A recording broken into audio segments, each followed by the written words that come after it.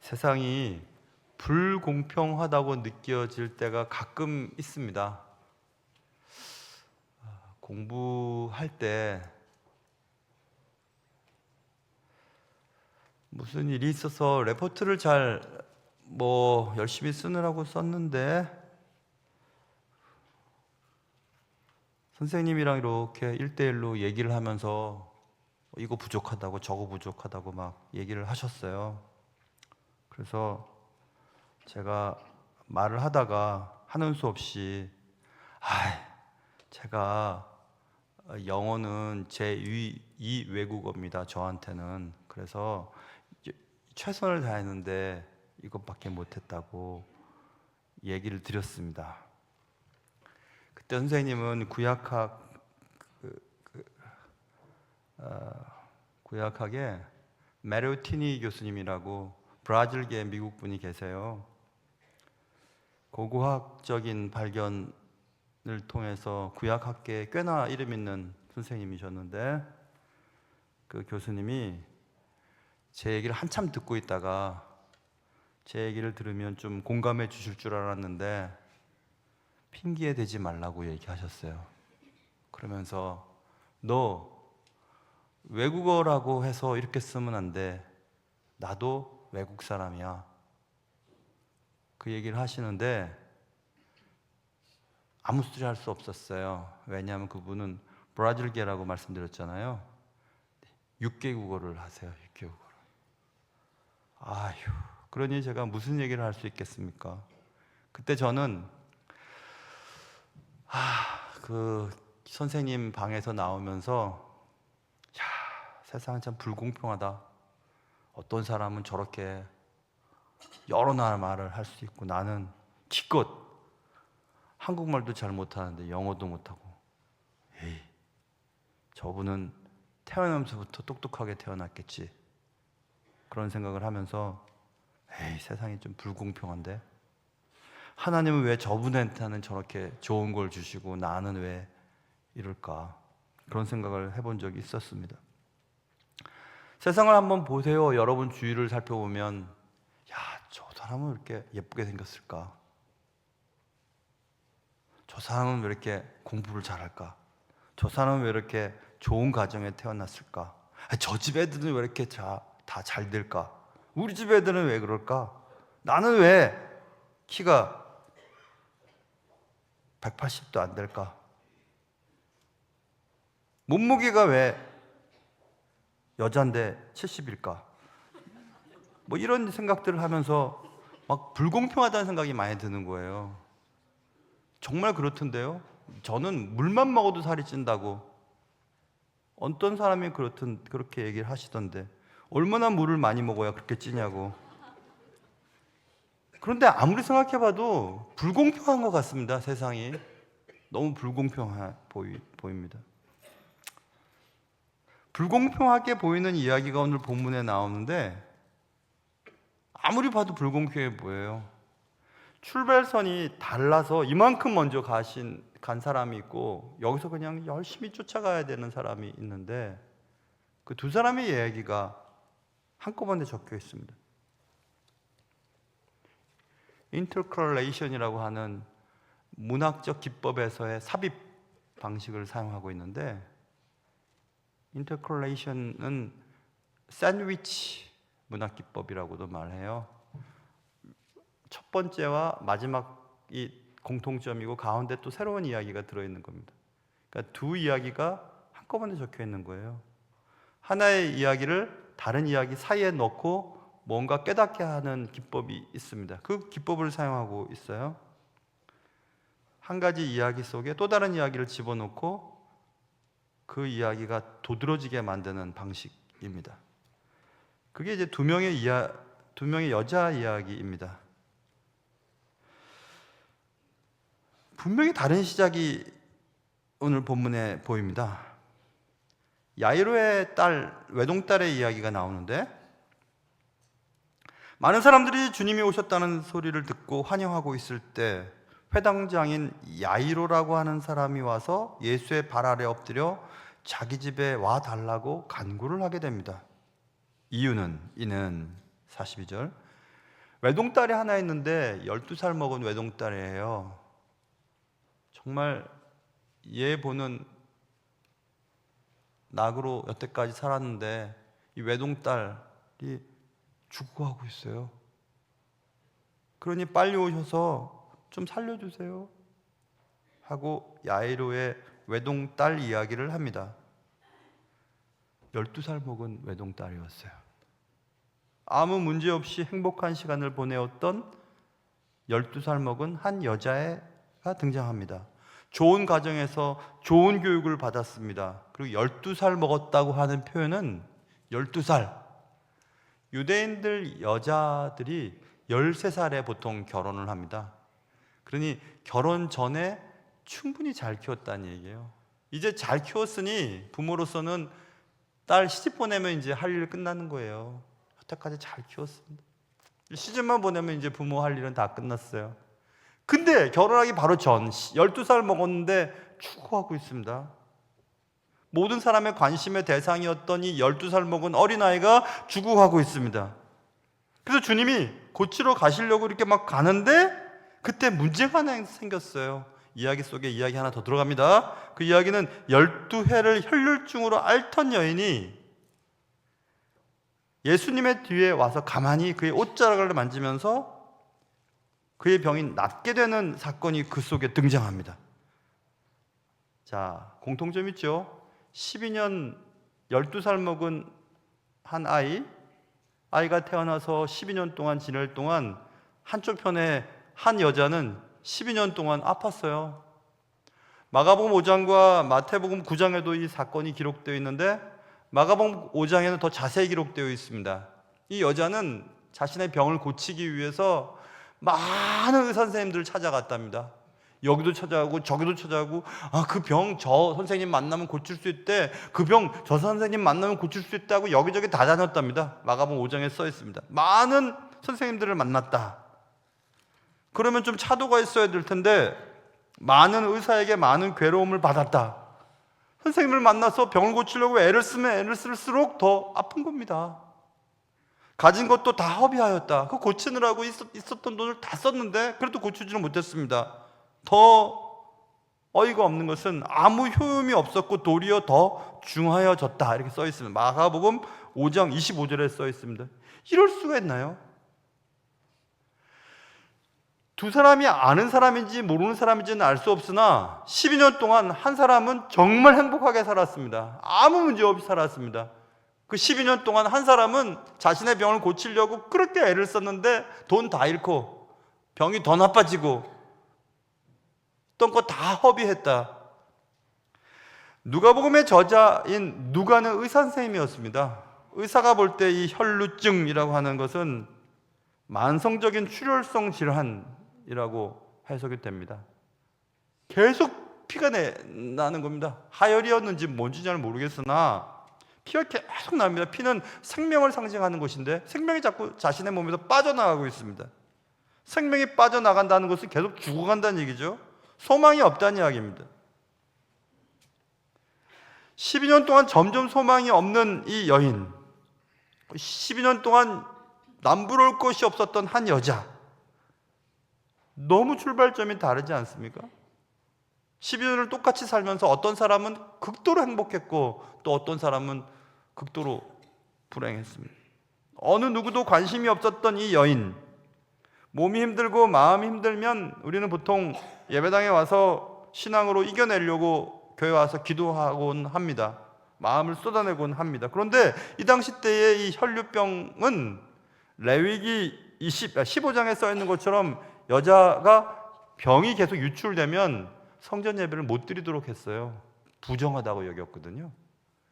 그러니 이 여인은 돈도 없고 사람들로부터 접촉도 제한당하고 추방당해 있고 사회적으로 격리되어 있고, 그러니 재정적, 영적, 사회적으로 모든 게 다 힘든 상태에 놓였습니다. 건강도 잃고 돈도 잃고 관계도 잃었습니다. 이런 사실을 보면서 우리는 인생이 참 불공평하다, 똑같은 12년을 살면서 어떤 자는 그렇게 행복하고 어떤 자는 이렇게 불행할 수가 있을까? 이런 생각을 해봅니다. 12년 동안 한 여자는 장밋빛 인생을 살았고 또 한 여자는 핏빛 인생을 살았습니다. 한 여자는 장래가 촉망되는 어린아이였고 또 다른 한 여자는 절망적인 늙은이였습니다.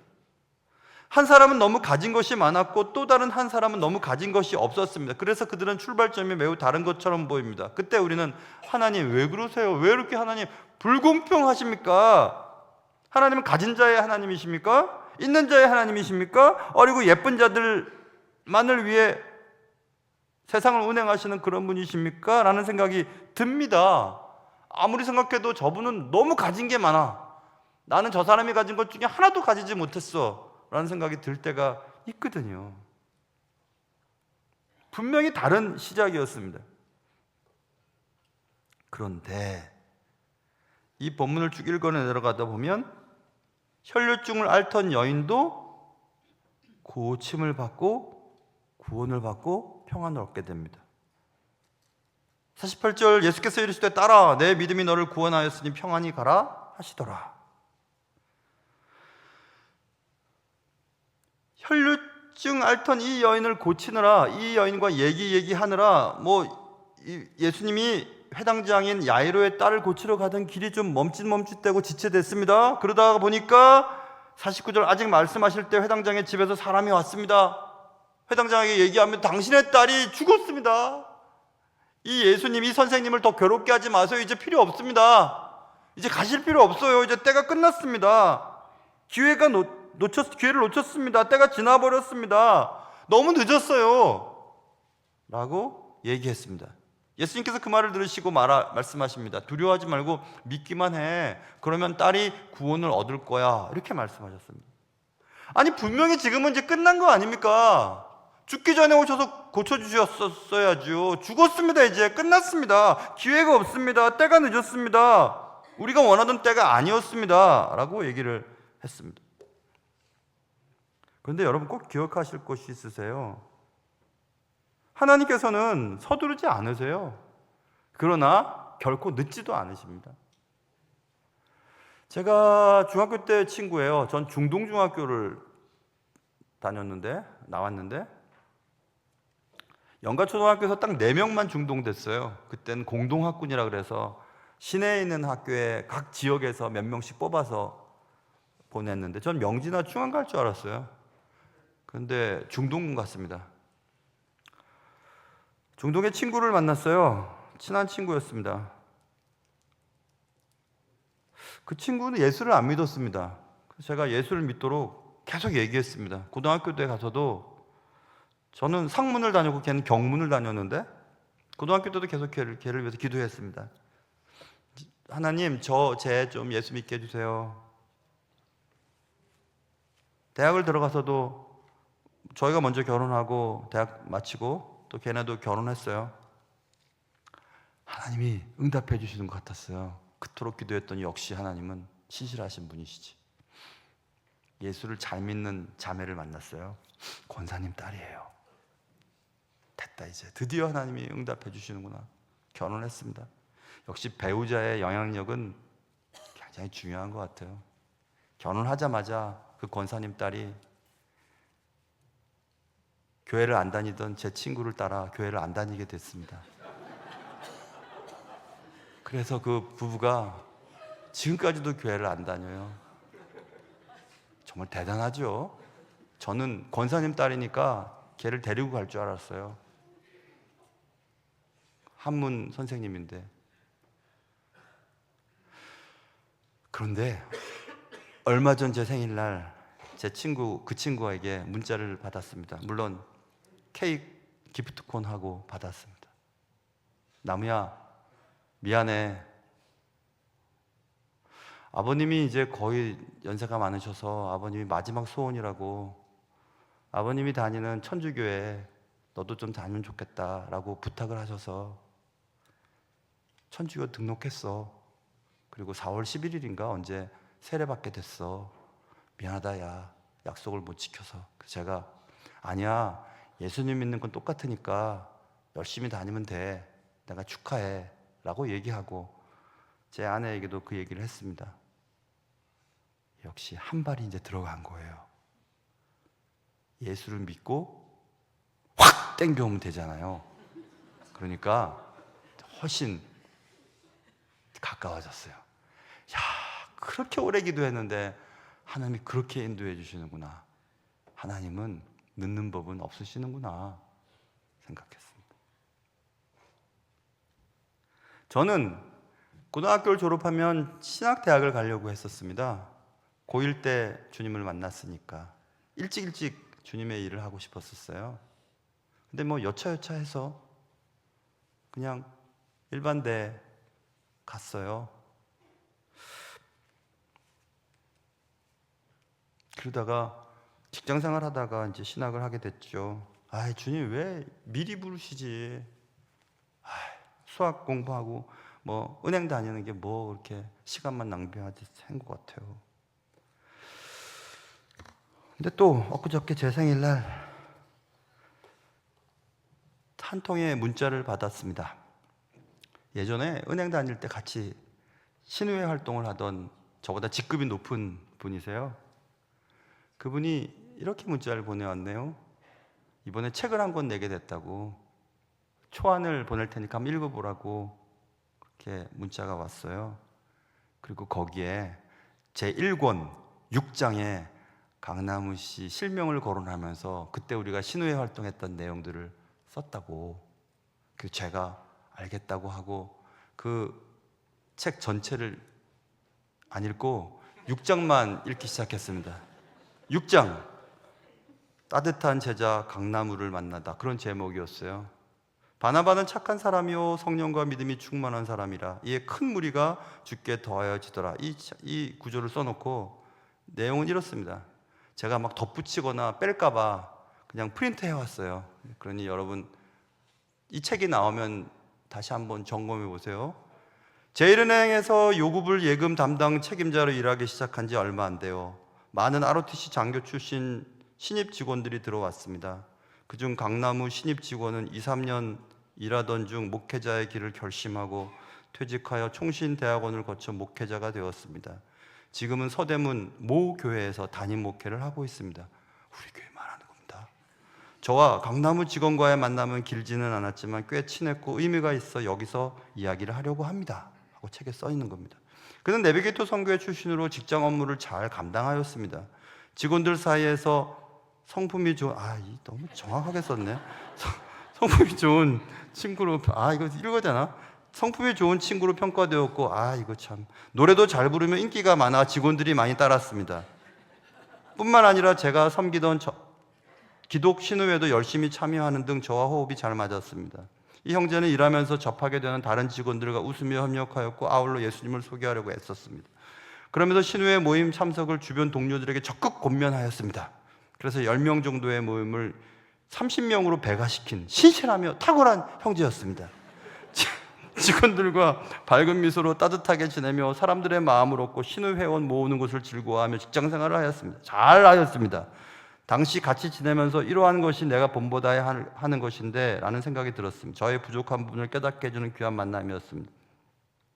당시 이 형제와는 직장 내 제자로서의 역할을 함께 잘 감당할 수 있겠다라는 기쁜 생각으로 신우회 모임을 함께 잘 섬겼습니다. 그런데 시간이 지나면서 열심히 있는 이 직원은, 저 말하는 겁니다, 신우회로서는 마음이 차지 않았던지 좀 더 큰 비전의 마음으로 직장을 떠나 목회의 길을 간 것입니다. 이 목사님은 지금도 제1은행 기획 2팀 출신을 자랑스러워하는 것인지 홈페이지 개인 프로필에 이 내용을 계속 넣고 있습니다. 몇 년 전 강나무 목사님을 만나 식사 교제, 더 이상 쓰면 더 해요? 중요한 거는 이 책이 출판돼서 이 글을 읽는 많은 그리스도인들이 서대문의 모교회 담당하는 강나무 목사라고 하는 분이 누굴까 인터넷 쳐보지 않겠어요? 쳐보고 우리 교회로 얼마나 물밀듯이 사람들이 몰려올 것인가. 저는 그 생각에 그냥 지금 잠을 못 이루고 있습니다. 아니 그냥 구경하러 온다는 얘기죠. 저를 등록한다는 건 아니고. 제가 이거를 읽으면서 제가 생각을 했어요. 그래, 그때는 왜 일찍 신학을 하지 않고 내가 왜 수학 공부하고 재은행 다니고 그렇게 돌아 해서 신학을 했을까 생각해 봤는데, 지금 생각해 보면 말입니다. 그때 사회 경험이나 또 수학 학문을 공부를 해서 이게 고대 어학 공부하는데 도움을 많이 받고 논리적인 사고를 하는 그런 것들이 다 하나님의 계획 속에 있었구나라는 생각을 하게 됐거든요. 그러면서 저는 한 가지 확실히 다시 한번 생각한 게 있었어요. 하나님의 때를 의심할 필요는 없겠구나. 하나님은 늦지 않으시고 서두르지도 않으시는구나. 아니 보십시오. 지금 애가 죽게 됐다는데 갑자기 혈류병 앓던 여인이 고침을 받았다는 그것 때문에 지체하고 있습니다. 그러다가 회당장 아이가 죽은 겁니다. 딸이. 그러니 오실 필요 없습니다. 이제 됐습니다. 아이는 끝났습니다. 주님은 아니야 하고 가셔서 그 아이를 고쳐주세요. 그러니 여러분이 계속 기도했던 어떤 내용들이 이루어지지 않고, 아니 빨리 이루어 주셔야 될 텐데 왜 그러세요? 라고 하는 생각이 들 때도 하나님은 결코 늙지 않으시고, 그렇지만 실패하지도 않으시고 실수하지도 않으시다는 사실을 꼭 기억하면서 계속 기도하시고 주님이 하실 일들을 기대할 수 있는 여러분과 제가 되기를 주님의 이름으로 축원합니다. 여러분, 누가 더 소중할까요? 12살 먹은 어린아이, 장래가 촉망되는 아이가 소중할까요? 아니면 나이 많이 들고 또 12년 동안 계속 피를 흘리고 있던 돈 다 쓰고 많은 의원에게 갔지만 더 몸이 나빠진 이 여인이 더 소중할까요? 당연히 우리는 세상의 관점으로 보면 어린아이를 살리는 게 낫습니다. 그런데 아까 말씀드린 한 이야기를 가운데 또 다른 이야기를 삽입하면서 이 이야기를 돋보이게 만드는 요 얘기가 누구냐면 혈류병 앓은 여자예요. 하나님은 12살 먹은 장래가 촉망된 이 아이보다, 아니 이 아이만큼 12년 동안 병에, 그리고 사람들로부터 따돌림 당하고 계속 피가 흐르니 몸에도 냄새나고 몸이 얼마나 엉망되었겠어요. 있던 돈 다 허비했으니 얼마나 사는 것이 힘들었겠습니까? 근데 이 여인을 주님이 사랑하셨구나, 그리고 딸아 이렇게 부르시는구나 생각을 해보면서 제 마음속에 감사함이 있었어요. 그래, 나는 영어도 못하고 한국말도 못하는데 그래도 하나님이 나를 사랑하시는구나. 이렇게 많이 배우고 똑똑하고 제법 멋있는, 돈도 많으시고 차도 뭐 좋은 차 타고 다니시고 집도 좋은 데 다니시는 이런 분들 앞에서 이렇게 서서 말씀을 전할 수 있는 이런 자리에 세우셨으니까 얼마나 감사한지. 이 얘기를 하면서부터 또 그 생각도 났었어요. 제가 말입니다, 신의회 활동을 할 때 제일은행 그 본점에 큰 강당이 있어요. 그 강당에 신입 행원일 때 강당에서 은행장님이 막 이렇게 얘기하고 그럴 때, 야 저기 한번 서봤으면 좀 좋겠다. 저기 서볼 수 있는 방법은 은행장이 되는 방법밖에 없는데 어떻게 하나님 하실까 하고 기도했던 적이 있었거든요. 어느 날 제가 한참을 지나서 제가 안양에서 목회할 때, 제가 부목사로 사역했을 때 청년이 제게 주례 부탁한다고 아이를 데리고 왔어요. 안양에 제가 목회하는 곳으로. 그래 이렇게 얘기하다 보니까 결혼할 여자애가 제일은행 직원이었어요. 그리고 결혼식을 제일은행 본점 강당에서 한다는 거예요. 그리고 제가 주례하면서 제일은행 본점 강당에 섰어요. 여러분 별로 놀라시질 않는데 저는 깜짝 놀랐어요. 거기 서서 설교하는데 내가 옛날에 신입 행원일 때 하나님 저기 설 수 있도록 해주세요 기도했는데 제가 서 있는 거예요. 그래서 제가 생각했죠. 하나님께 기도한 것은 하나님이 다 들으시는구나 생각했습니다. 여러분 요즘에 뭘 기도하세요? 뭘 기도하십니까? 저는 저희 막내가 잘 돼서 제가 은퇴하고 200만 원씩 꼭꼭 저에게 넣어줬으면 하는 기도를 합니다. 하신 분들. 근데 여러분, 하나님은 차별을 안 하세요. 차별. 아까 말씀드린 것처럼 아무리 봐도 요 아이가 훨씬 유효기간이 많이 남았어요. 잘 기르면 하나님의 나라를 위해 크게 쓰일 것 같아요. 이 여자는 이제 살 만큼 살았어요. 그러면 이 아이를 선택할 것 같은데 하나님은 이 여자를 이 아이 고치는 것보다 더 우선적으로 고쳐주셨지 않습니까? 그러니 여러분과 저도 주님처럼 다른 사람을 차별하면 안 돼요. 차별하면 안 됩니다. 가진 것 때문에, 피부 색깔 때문에, 배운 것 때문에, 사는 집 때문에, 타고 다니는 차 때문에 차별하면 안 됩니다. 차별하면 안 됩니다.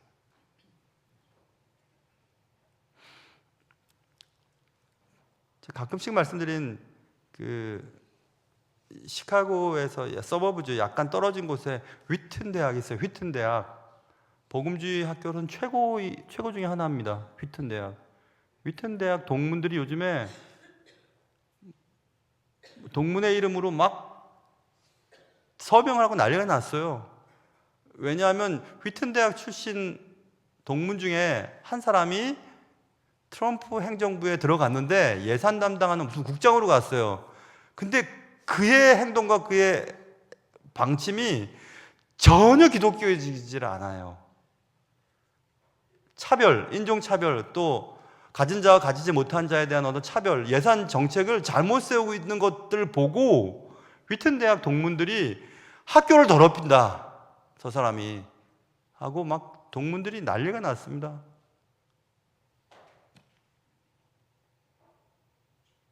또 최근에 미국 기독교 신문을 봤더니 저쪽 세들백 처치의 릭 워렌 목사님이 SNS에 무슨 뭘 하나를 글을 놨는데 그것도 또 난리가 나서 삭제를 한 일이 있었습니다.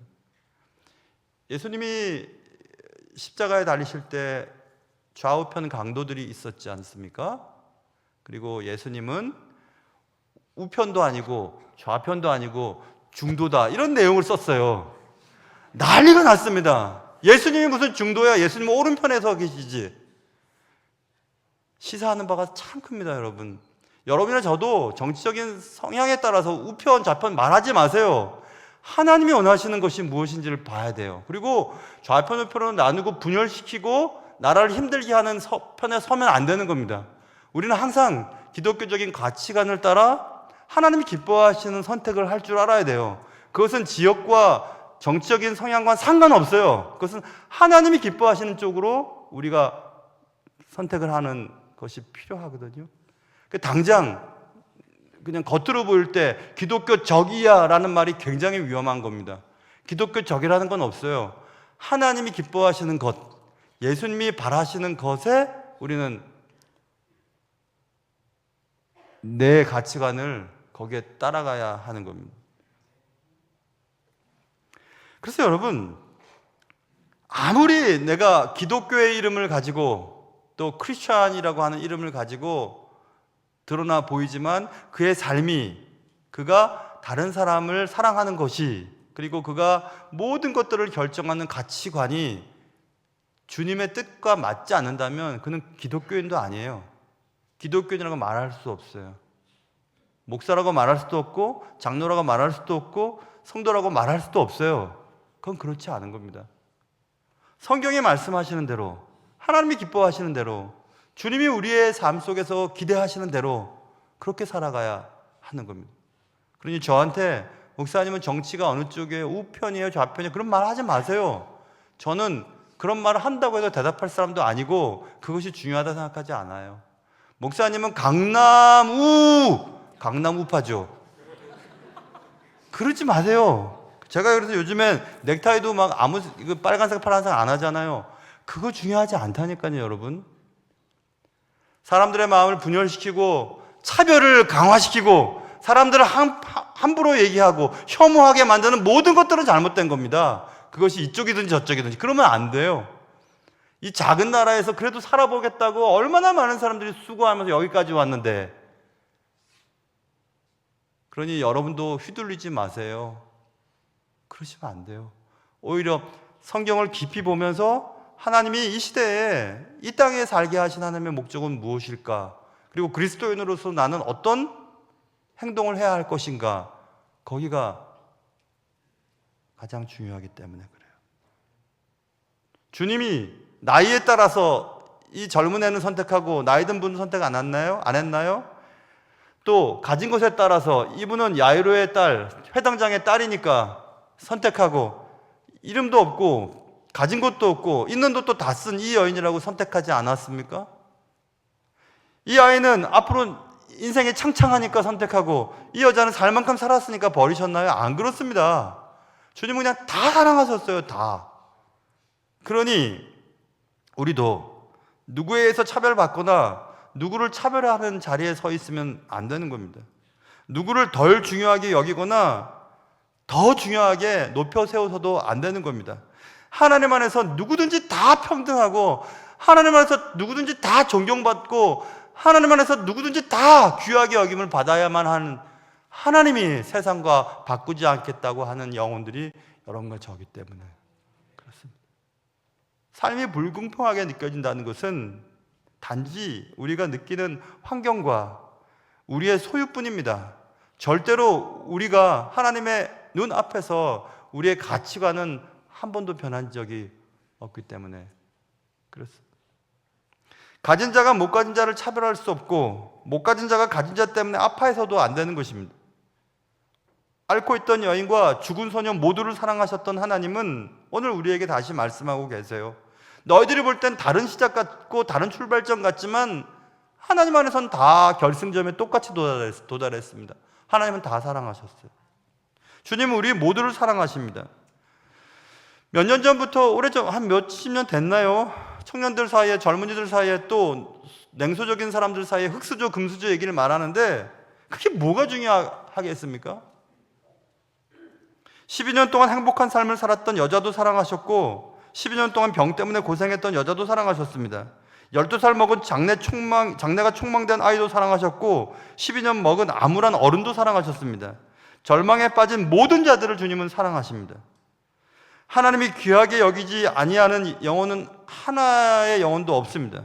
하나님의 눈에는 모든 자가 다 priceless, 값으로 따질 수 없는, 값으로 매길 수 없는 완벽한 존재이기 때문에 그렇습니다.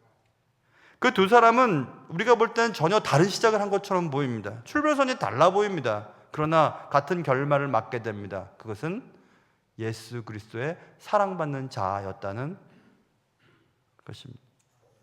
여러분, 하나님께 사랑받으려면 그러면 어떻게 해야 될까요?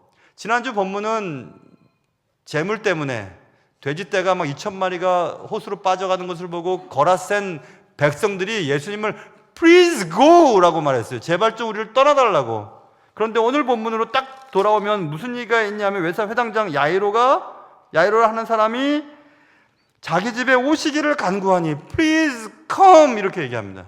제발 좀 우리 가운데 와주십시오. 이렇게 얘기를 합니다. 이 말은 계속됩니다. 44절에도 예수의 뒤로 와서 그의 옷가에 손을 대니 혈류증이 즉시 그쳤더라. 예수 그리스도 내 삶에 좀 찾아와 주십시오라고 원했던 혈류증 앓던 여인은 주께 찾아갑니다. 바로 몇 절 앞에 가면 예수님을 떠나달라고 하는 거라센 백성들과의 삶과는 너무 다르죠. 여러분, 우리는 우리의 삶에 주님을 초청해야 됩니다. Please come, come, come. 내 삶의 주인이 되어 주십시오. 제발 내게서 떠나지 마십시오. 재물 때문에, 그 이상 여러 가지 것들 때문에 제발 내 삶에 간섭을 하지 마시고 좀 떠나 주십시오. Please go, go 라고 말씀드리면 안 되는 겁니다. 그리고 이 여인, 그리고 이 여자 모두 다 41절, 47절 회당장이 야이로라는 사람이 예수의 발 앞에 엎드려 이렇게 되어 있죠. 47절에도 여자가 스스로 숨기지 못할 줄 알고 떨며 나와 엎드려 이렇게 되어 있죠. 예수님 내 삶에 찾아와 주십시오. 그리고 예수 그리스도의 발 앞에 엎드릴 때에 주님이 그 삶에 주인 되어 주시고 그 삶의 연약한 부분들을 담당해 주셨습니다. 사랑하는 성도 여러분, 출발점은 다르게 보이고 시작이 달라 보이지만 주 안에서 여러분이나 저나 모두 다 사랑받는 존재입니다. 모쪼록 이 말씀 꼭 기억하시고, 세상은, 사람들은, 직장에서는, 또 가족들은, 또 내가 내 스스로를 볼 때 차별할 수 있지만 주님 안에서 우리는 너무 소중한 존재인 것을 기억하면서 그렇게 살아갈 수 있는 은혜가 있기를 주님의 이름으로 축원합니다. 기도하겠습니다. 하나님 아버지, 출발은 달랐지만 다른 시작이었지만 결승점은 똑같았고 같은 결말을 얻었더랬습니다. 사랑하는 주님, 모든 자를 사랑하시는 주님 때문에 저도 주님께 사랑받는 존재가 되었고, 사랑받았기 때문에 다른 사람도 사랑할 수 있는 힘이 생겼고, 그래서 주 안에서 모든 자들은 priceless, 값으로 따질 수 없고 값으로 매길 수 없는 가장 귀한 존재가 되었음을 감사드립니다. 귀하신 예수님의 이름으로 기도합니다.